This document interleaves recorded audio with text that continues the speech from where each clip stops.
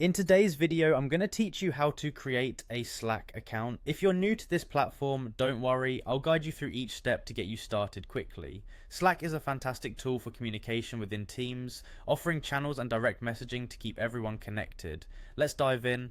First, open up your preferred web browser and navigate to Slack's homepage. You can do this by typing slack.com into the address bar and pressing enter.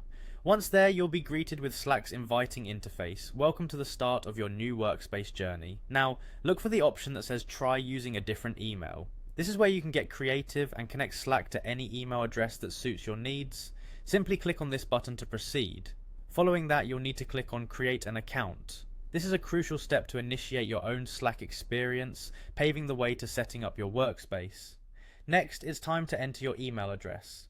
Make sure it's one you have access to, as Slack will send a confirmation to this email. After typing it in, click on the continue button to move to the next stage. This signals to Slack that you're ready to receive the magic link to proceed with setting up your account.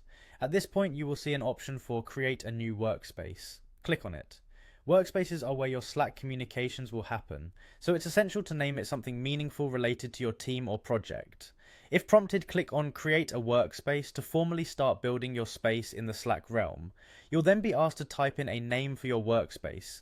Choose something your team will recognize. This will act like your office signpost in the Slack universe.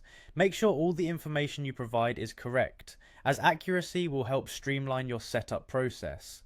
Once that's confirmed, you will also be prompted to enter your own name, helping your team to identify you.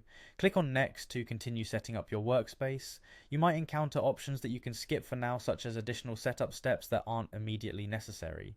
Click Skip this step wherever applicable to save time. Similarly, when presented with another Skip Step button, feel free to click it if the steps are not relevant to your initial setup.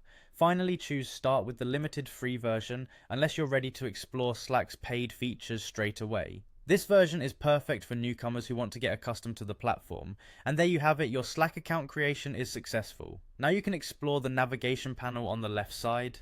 Familiarize yourself with Slack's tools and customize the navigation bar to suit your workflow. Congratulations on taking the first step towards a more organized and communicative virtual workspace. Enjoy your Slack journey.